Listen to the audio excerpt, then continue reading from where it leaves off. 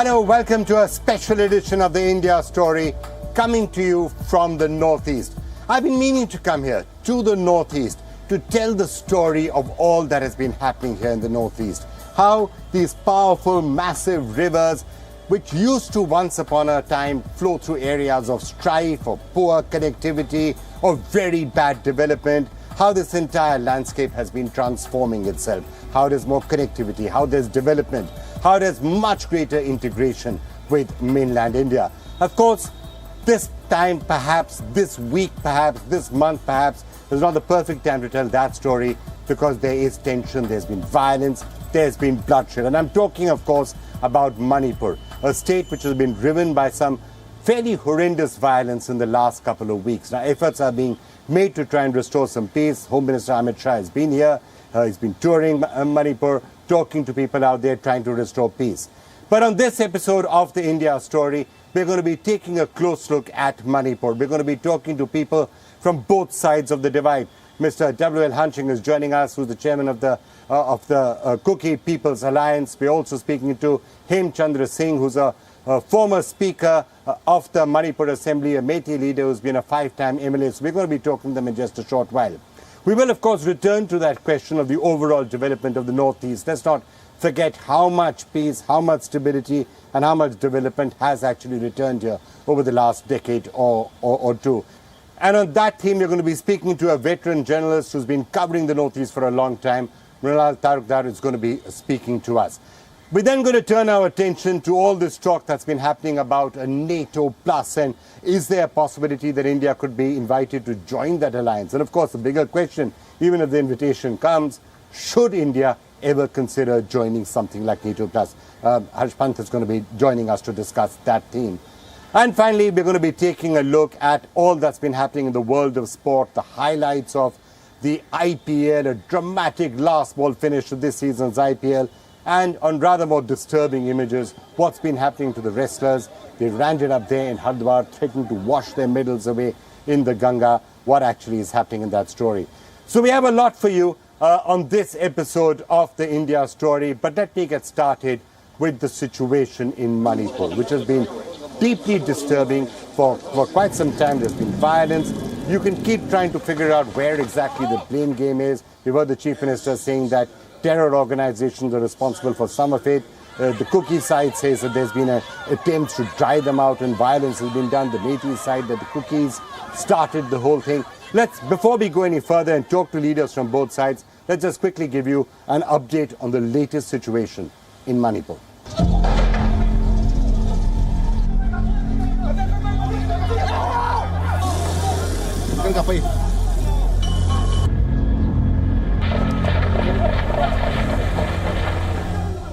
It's the 6th least populated state in India, the 6th smallest state by area in the country.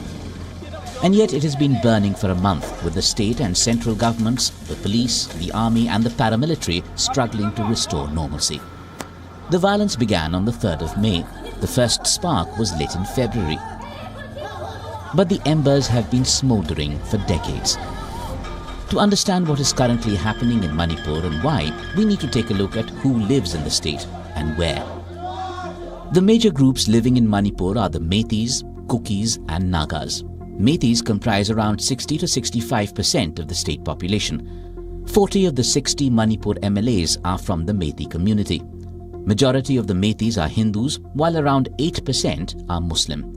Around 35% population of the state is of tribals like Kukis and Nagas. Members of the tribal groups are mostly Christian.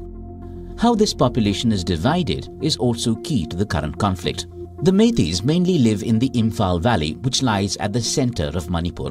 It comprises around 10% of the state's landmass. The tribal population mainly lives in the hills surrounding the valley.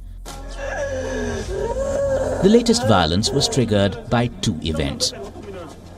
The first was an eviction drive launched in February, mainly in hills inhabited by Kukis. The Manipur government said that it was clearing forest encroachment. It was also called a crackdown on drug cultivation. The campaign was also seen as action against alleged illegal immigrants from Myanmar who have ethnic links to the Kuki Zomi people. However, agitated Kukis saw this as harassment by the politically powerful Meiteis. The second trigger was a petition in the Manipur High Court for scheduled tribe status for the Meiteis.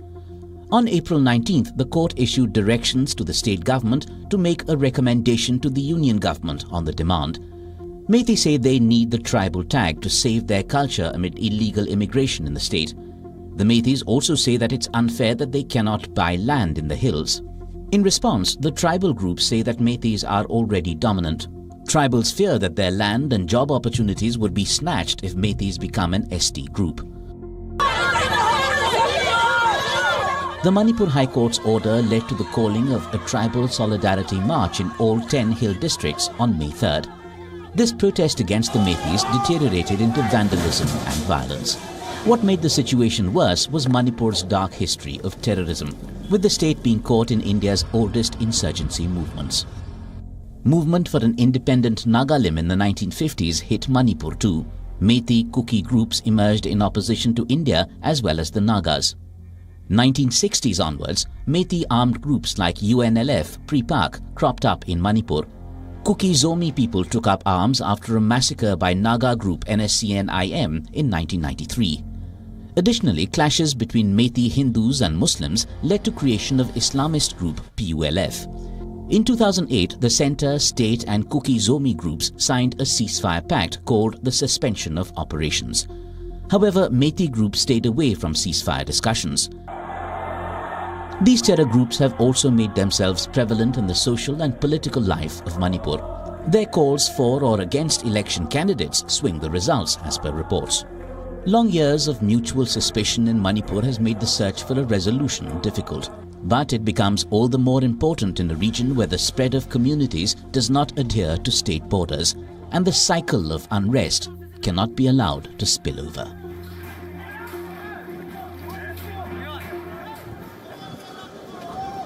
With Manipur burning for a month, Union Home Minister Amit Shah on June 1st ended his 4-day trip to the state with 4 major announcements. First, an inquiry into the violence by a retired judge and a peace committee headed by the governor. Second, a 10 lakh rupee compensation for the family of each deceased. Third, expedited supply of essentials. Fourth, a stern warning of action against those looting weapons and violating the ceasefire pact. Coinciding with Amit Shah's statement was the announcement that Manipur's police chief was being changed, with CRPF's Rajiv Singh replacing P. Dungale. Shah had earlier visited some violence-hit areas and met victims from the warring Kuki and Meitei communities. But sporadic clashes continued even with the Home Minister in the state. On May 31st, dozens of houses were set on fire and gunfights broke out in Imphal East and Bishnupur, with at least 3 cops injured. After a month of bloodshed, the situation is grim. More than 80 people have died so far.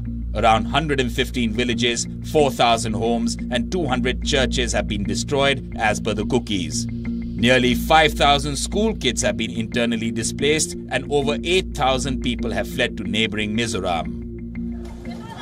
While violence may be petering out, ethnic tensions still seem to be running high. Some Meitei leaders on May 30th said that the community would form a civilian defense force if the government fails in protecting them.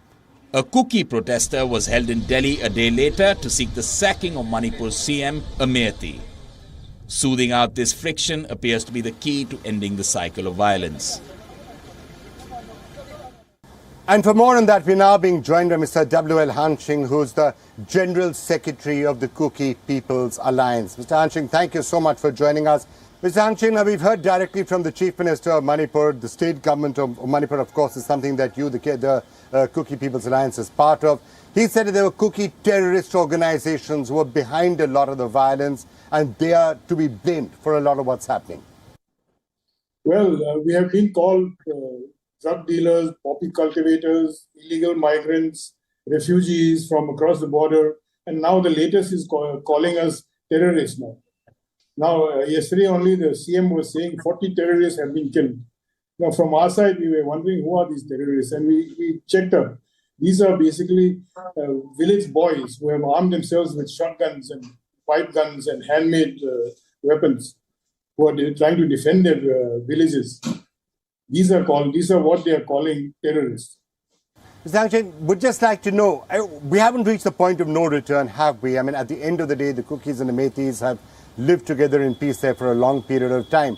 Now, from a lot of what you've been saying and others have been saying, and this talk about people migrating from one part of their state to the other, moving away from their traditional homelands, are we approaching the point of no return? It looks like that at the present. From our side, there has never been any hate as a community of the Metis. We have never hated them. In fact, we admire them for their fine culture, beautiful dances, and we have always looked up to them for as a reference point in terms of culture, leadership, and everything. But this hate campaign has come up in the last 4 or 5 years, and at the helm of all this is the CM himself. And this is the result what we get now. Mr. Hangshing, you're putting a lot of the blame on the Chief Minister, but in a sense, your party is part of the ruling government there, right? The KPA is supporting the state government and supporting the Chief Minister, therefore, by extension. See, the KPA looks at things on a broader perspective. We look at the BJP as a ruling government in Delhi as well as in Manipur. But it turns out that the government of Manipur is not really singing the same song as the BJP in Delhi. They have their own agenda, local agenda of ethnic cleansing the valley, which they have literally succeeded now. It's a different BJP there. It's not the BJP of Delhi. It is the Metis government there. And they're not hiding it. Mr. Hangshing, we've just seen the Union Home Minister himself coming and spending some time in Imphal, touring Kuki areas as well, greeted by a large number of Kukis waving the national flag. What is it that you are telling the union government? What can be done now to try and improve the situation in Manipur? Yes, we are facing extermination by the valley organizations with the help of the state machineries with them, and even the paramilitary forces are being used to clean up all the Kuki villages, especially in the foothills. Right, Mr. Hangshing, let me put it to you bluntly. There are many reports, of course, of the violence this time around the 3rd and other such dates.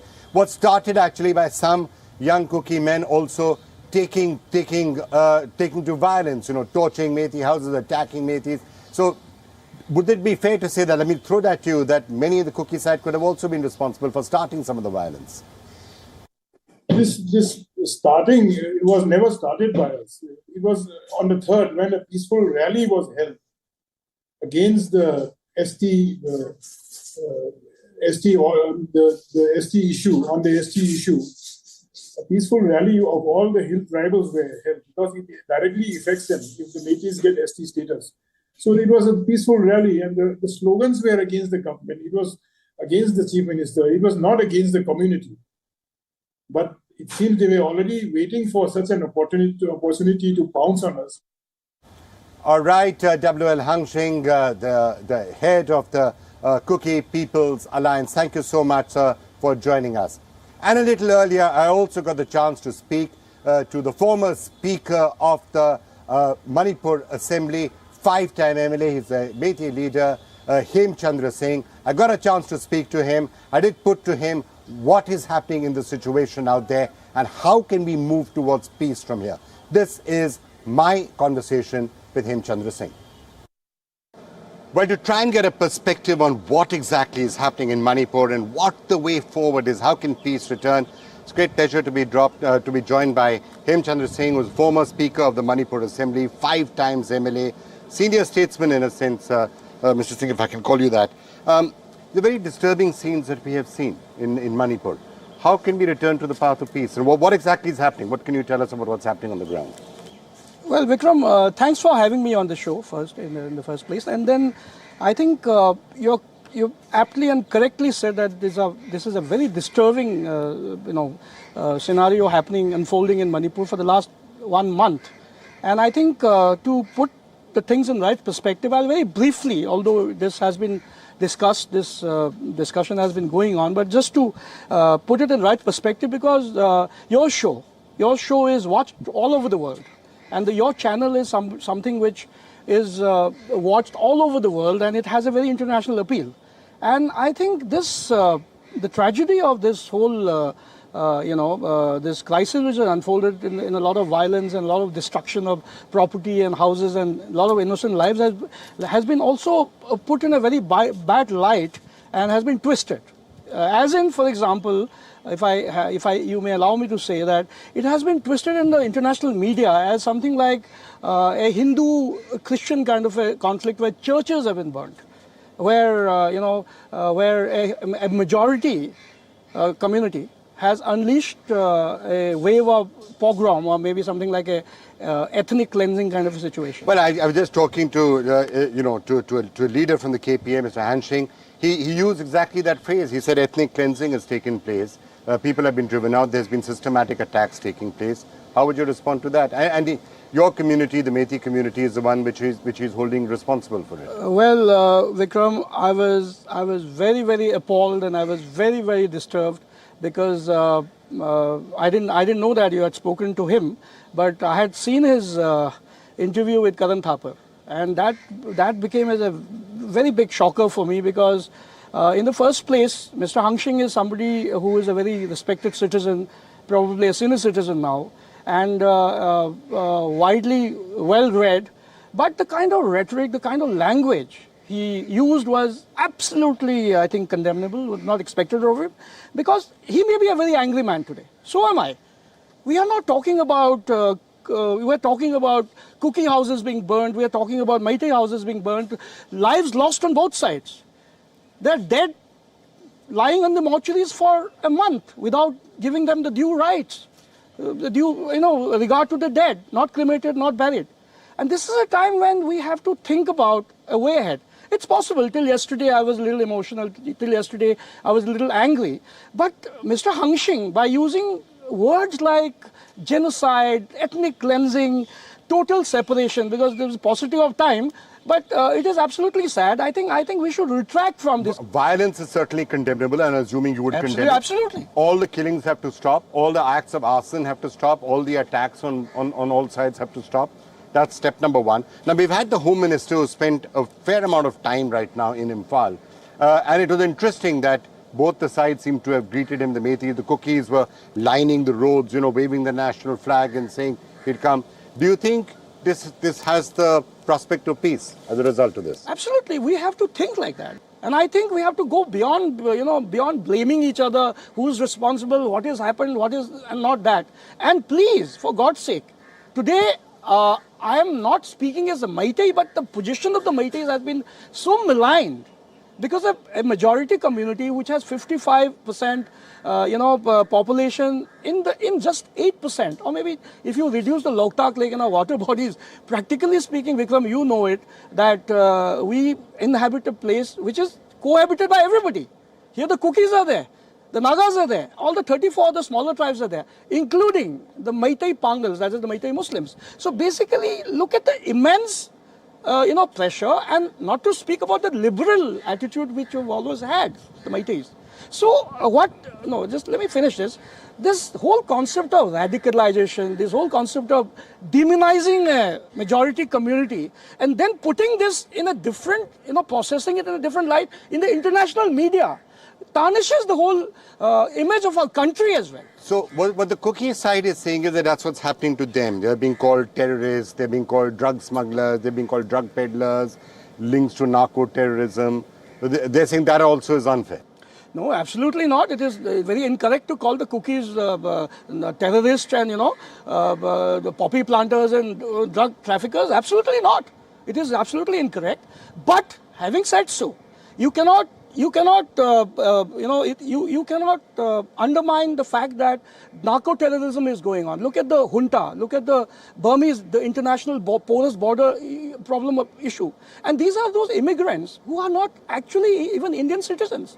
But see, culturally, there are people of the Kuki, Chin, Mizo origin in Burma, in Myanmar. And it's a porous border. It's not like the Indo-Pakistan border where it's fenced and all. So basically, it's the same culture, same ethos, same way of living.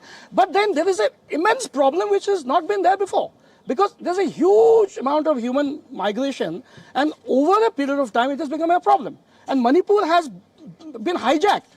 I'm talking about, please put it on record. It's not just the Meiteis, not just the Nagas or any other, even the Kukis. They've been hijacked by these so-called terrorists, if I may call them. These are these armed groups which are probably, in my mind, mostly have come from across the border, and it is now threatening the very, I think, national security of the country, not to speak about bringing about radicalization, bringing about this...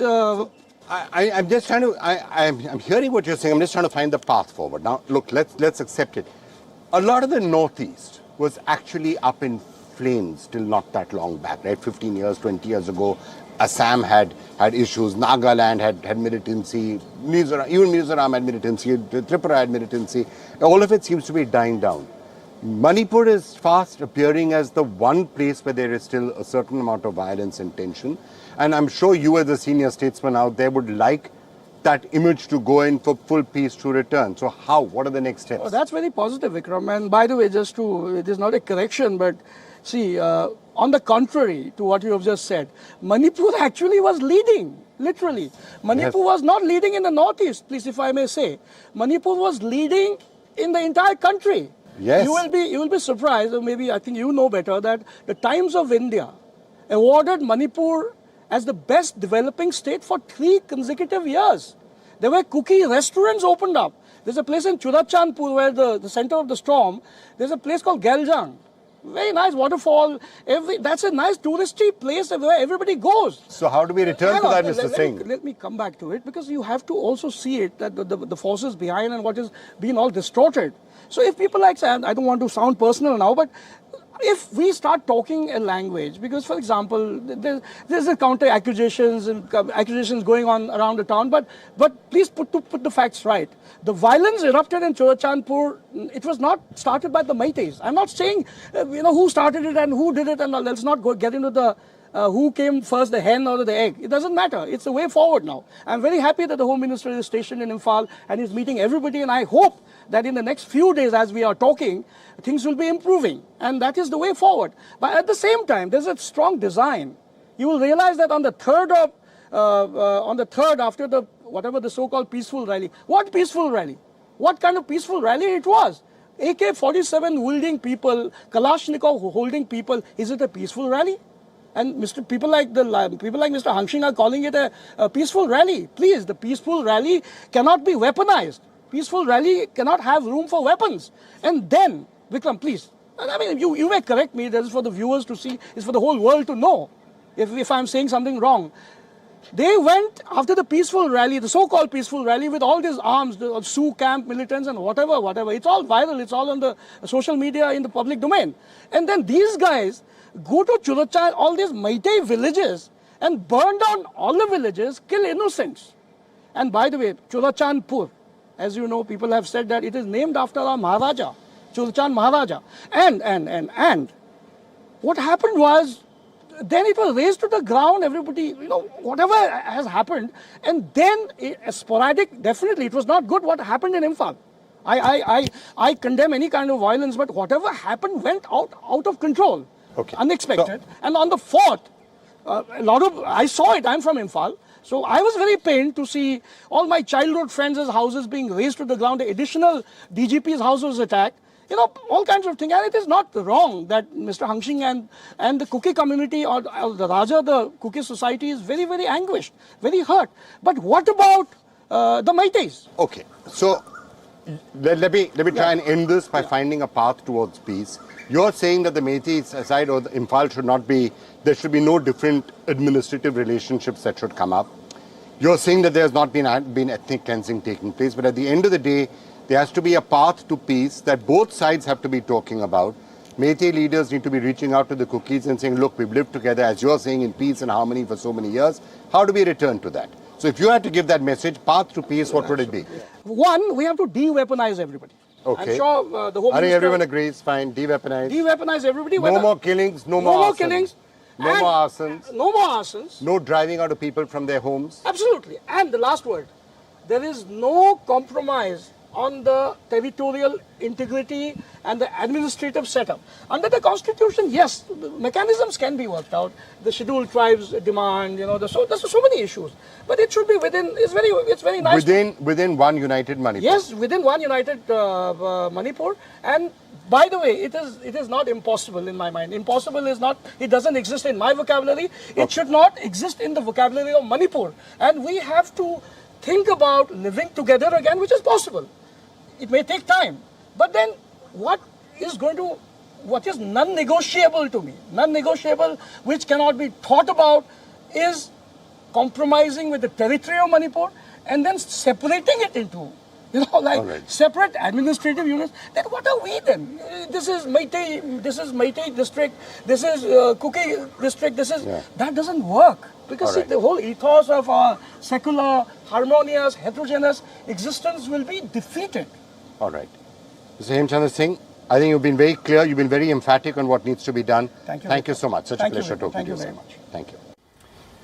All right, let's move away now from Manipur itself to the broader picture around the Northeast. Because let's face it, the last decade and a half, 2 decades, has actually been a remarkable success story here in the Northeast. The distance between the Brahmaputra and the Yamuna, the distance between the Northeast and what is called mainland India, seems to have shrunk a lot. Better connectivity, of course, great improvements in infrastructure, reduction in insurgency, more development, practically an end to any thought of separatism. All of those are dramatic changes that have come here in the Northeast. I'm going to be speaking about that in just a couple of minutes to Mrinal Talukdar, who's actually been tracking many of these changes. But first, here's also a look at some of the changes that we have seen, positive changes, dramatic changes perhaps, in the Northeast.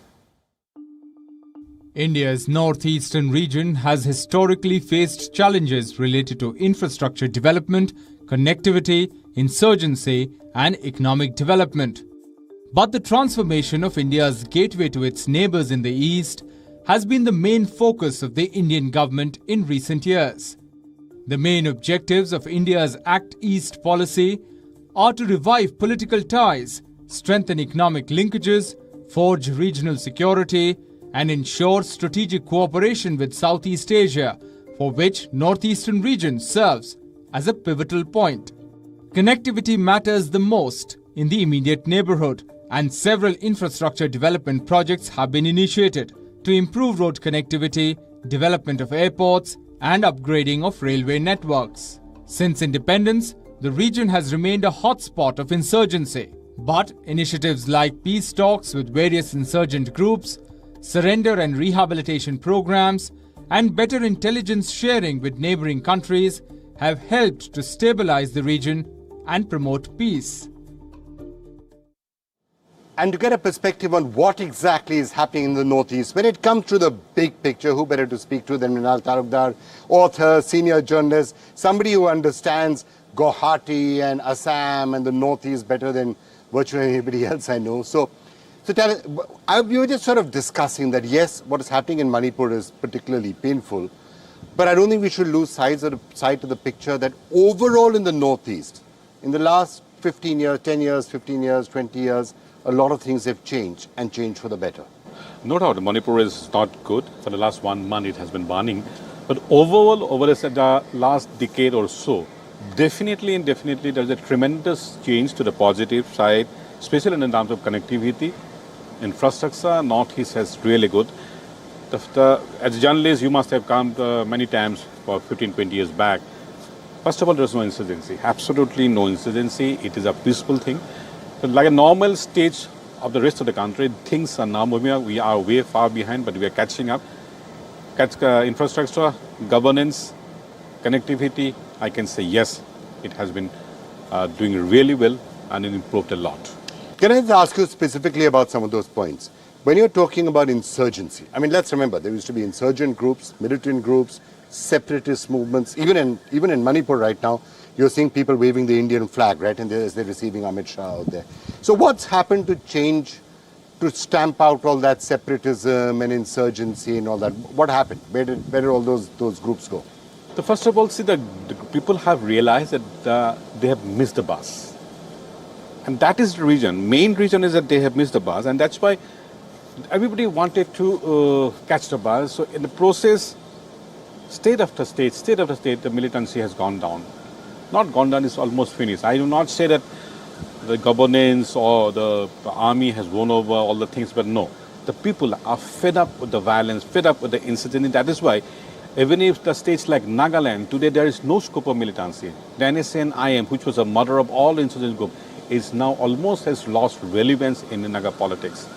See the Manipur, there is problem of, they have the Kuki versus Meitei, but not that problem of which we used to have about secessionism, chauvinism. We had a serious problem across the border in Myanmar. There are some definite ramifications out there in Manipur and Mizoram, but certainly we are far better off as far as insurgency is concerned. And today, if you go to any places, we all journalists used to know that by 6 o'clock you have to finish up your work, you catch. Today, everywhere is like a Delhi. And then like a 4G, 5G connectivity live. So if you go to Kohima, if you go to Imphal, if you go to Aizawl, forget Guwahati. Guwahati is anyway far ahead of all these places. So I can very much vouch and that things have improved for better. The connectivity, has that been an important part of this? Because, you know, to some extent, I guess the Northeast always felt very distant from the mainland, cut off from mainland India. We are far away. Now, 5G is everywhere, 4G is there, you know, connectivity, roads, airports, train, Vande Bharat now suddenly inaugurated this week, you know, coming to Guwahati. So all of these things, had they also made that difference? The psychological difference between the Northeast and mainland India is not that much. See, I was with UNI for a very long time.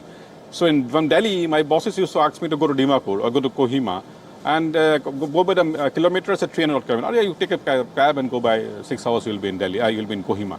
But that was not the place. Kohima used to be a different thing. Aizawl, one more, maybe twice a week flight by road instead of much more, about 36 hours of journey. Everything is changed. 36 hours of journey. Remember, that's how long it would take to get to Kohima. Yes, I'm talking about Aizawl. But Kohima was better. But the thing is, even Kohima, now everything is Kohima. You just, if you start here at 6 o'clock, you can have lunch at Kohima today. That's what the advantage by road. You go to by Shatabdi and then can take a cab, you will bring. So that connectivity has dramatically changed the thing. Yes, still we have a surface problem because the geographical terrain is totally different than the rest of the country. Now, air connectivity has improved a lot. Small, big planes are coming. Already one completely Northeast specific airline is here. One more is being launched. So this is something unthinkable. A Northeast specific airline, unthinkable, which is already operational one. And I believe one more is coming in next 6 months. Beyond the existing, all the nationwide airlines. Well, when we were young journalists, one of the things that used to bother us a lot in other parts of the country, and I'm not sure it's entirely gone away, because I think that led to a certain sense of alienation. People from the Northeast would often be treated differently in other parts of the country. Ye kaun hai? Are they Indians? Are they from somewhere else? Are they, China? You remember all of that. Hopefully it's improved, but has it been completely fixed, or is there still work that needs to be done on that? It's now an other way around stories, because I have seen the people in my Hyderabad, my friends who work for motorcycle companies, big shopping malls, having somebody from Northeast is an added advantage for them now. It gives a different thing. Okay, so I think I don't know, but the thing is that yes, definitely in some places that kind of racism is always there, but that way everywhere everybody is doing that kind of thing. But you're saying it's better. You're saying it's better. Far, people are being treated better now. Yes, far better. Occasional incidents will be always there. Yeah. Somebody from the north will have some problem in south. Recently, Bihar had some problem with maybe a fake story, but in the south. But I still say that no, it's now far better improved story. You cannot generalize the Northeast peoples are being looked at a different way. The present regime, despite there's all plus and minus of their politics, but their approach to our Northeast is far better. So yeah, that's one of the things that this government, the central government, whether it's the Prime Minister, look at the amount of time Amit Shah is just spending in Manipur. The Northeast seems to matter a lot for them. They've come here very often. They've spent a lot of time trying to do that. Has that also made a difference? I do have some issues with his late arrival at Manipur. Leaving apart that, he has come, Prime Minister himself has come many times. That focus is definitely for the Northeast. But seriously saying, this time in Manipur, they had bungled. They should have come and handled it earlier.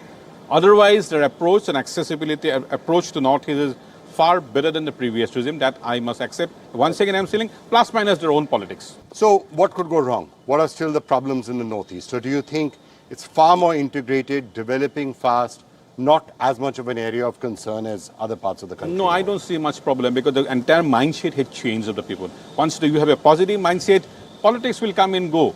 Election, somebody will win, somebody will come. Today Congress, today BJP, somebody Congress, somebody will come. But as a whole, the mindset of the people has completely changed. There is, I personally feel that a so-called gap between the Northeast and the rest of the India and Northeast, I think is that wall is definitely is giving away. And I believe that things are for better. All right. Thanks, hello. So Thanks, that's good news story to have on this week at a time when everyone's so concerned about what's happening in Manipur. But as Mrinal was just saying, to keep the big picture in mind, the big picture in the Northeast, by and large, is a positive picture. All right, let's move now from the Northeast to America, where a select committee there in American Parliament actually has made the suggestion that perhaps India should be included in NATO plus. Now, of course, NATO is an alliance centered around Europe and America as the Atlantic, but it does have allies in the Pacific, countries like Japan, for example. And some talk, can India be invited to join NATO plus? India historically has said, we don't want to be part of anybody's military alliance, thank you very much, we prefer to be non-aligned. But what is this offer all about? Is it formally going to be made? And should India even consider it? And for more on that, let me get in my friend Professor Harsh Pant, who's been tracking the centre. I think somebody who does actually believe that India needs to be very closely talking to the West in order to deal with China. What do you make, Professor Pant, about this entire concept of NATO plus? Is it something that we should be even thinking about or considering? See, my point of view is, Vikram, everything is worth considering at this point. I think there is no sense in not considering alternatives to what our current policy is, because clearly the current policy is not working. So from a purely public policy point of view, every alternative that is available, that is being talked about, and especially one where we seem to be talking about strengthening or bringing in external partners, it should be considered. The debate should at least start. It's not simply, it's not a matter whether it is right or wrong or what kind of strings will be attached. That's a debate we can have. But to keep it off the table, I don't think should be an option. But Professor Pant, the first question to really ask is an offer actually on the table at all? Yes, a select committee has said perhaps it is something that should be done. But as of now, it's not clear that any such official offer is there to actually be thought about or debated. No, I don't think so. It is at this point, on the table.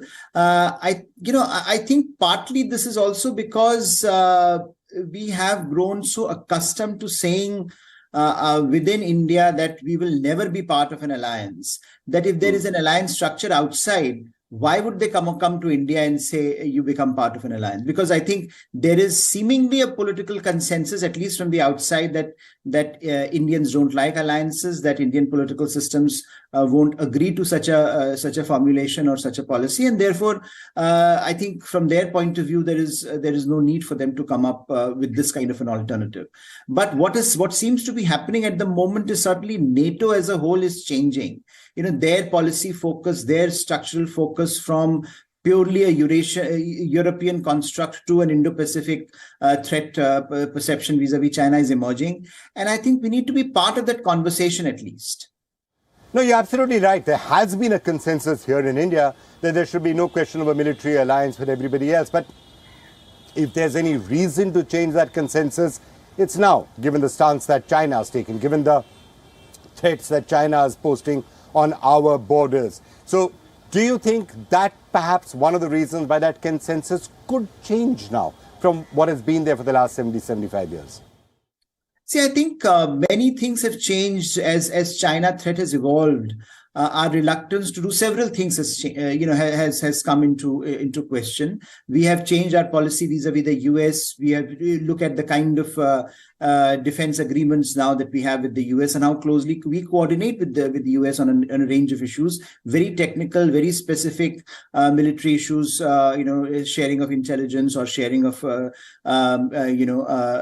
logistics, etc. So I think a lot has changed because the threat perception has changed, and therefore, in my opinion, there is no harm in considering what alternatives exist.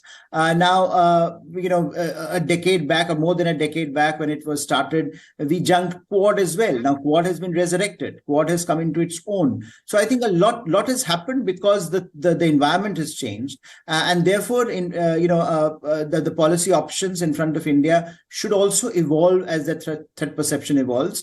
This is not a this is not a question of India agreeing on the terms, perhaps, that NATO is coming and we join NATO. The question is, are we open to alliances? We have moved from a position where we used to say we are non-aligned. Now our ex-foreign secretary said openly that we are no longer non-aligned. We are willing to align on the basis of issues. So issue-based alliances we are talking about, issue-based coalitions we are talking about, and I think that is a response to the kind of challenges we face. So whether we like NATO or not, NATO is there, and we should start thinking what we can do with NATO. Professor Hajpan, thank you so much for joining us. And before we move on any further, let's just quickly take you through another one of our regular segments, a quick scan through what the international press has actually been saying this week.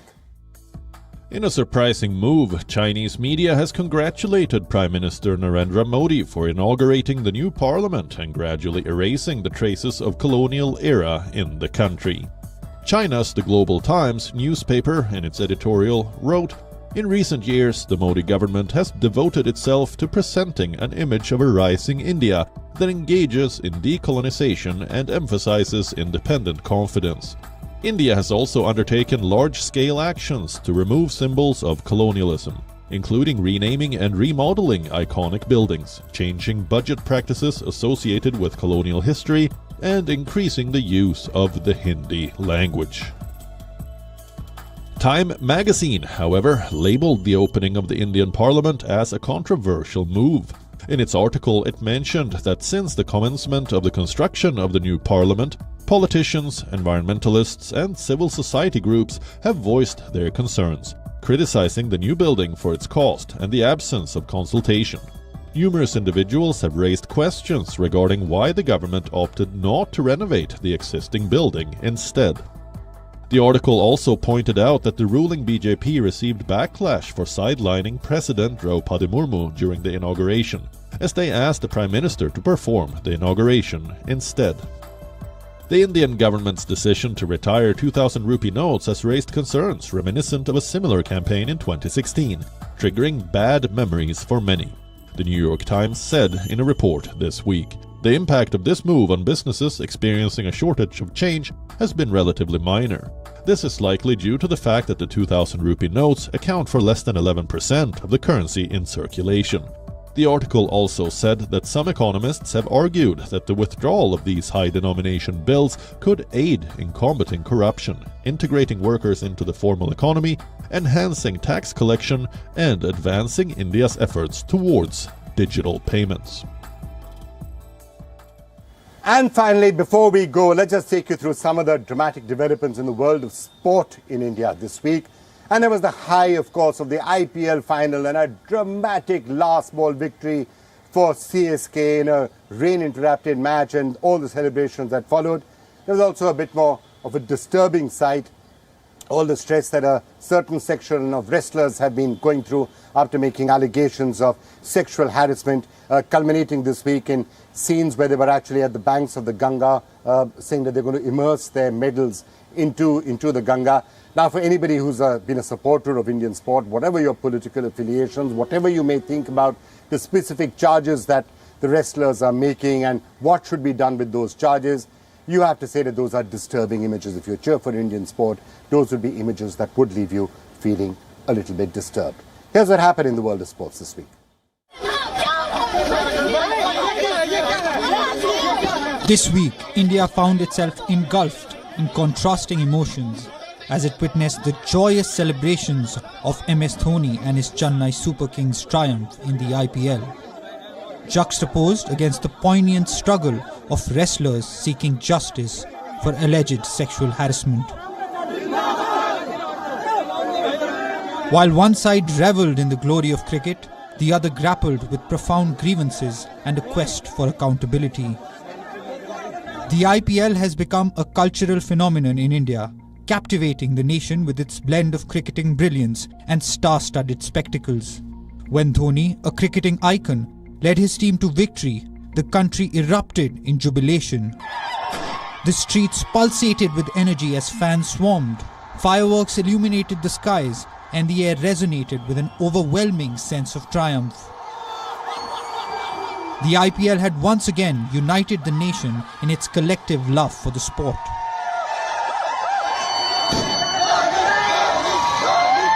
In stark contrast, a dark cloud loomed over the wrestling community. Wrestlers, having brought accolades and honor to the nation, sought solace in the sanctity of the Ganga River, intending to immerse their medals as a symbolic act. They were driven by a deep sense of disappointment and frustration after their demand for the arrest of Brij Bhushan Sharan Singh, the BJP lawmaker accused of sexual harassment by 7 women wrestlers, including a minor, went unheeded. The scenes of celebration in the IPL and the wrestlers' struggle for justice demonstrate the divergent paths that India's sporting landscape has taken. While cricket commands adulation and widespread attention, the grievances of wrestlers seeking accountability for alleged sexual harassment demand urgent attention. And that's all we have for you on this special episode of the India Story, coming to you from the Northeast. We'll be back in Delhi next week. Do remember to keep watching to get a sense of all the big stories here in India and what they mean for this country and for the rest of the world. Bye for now.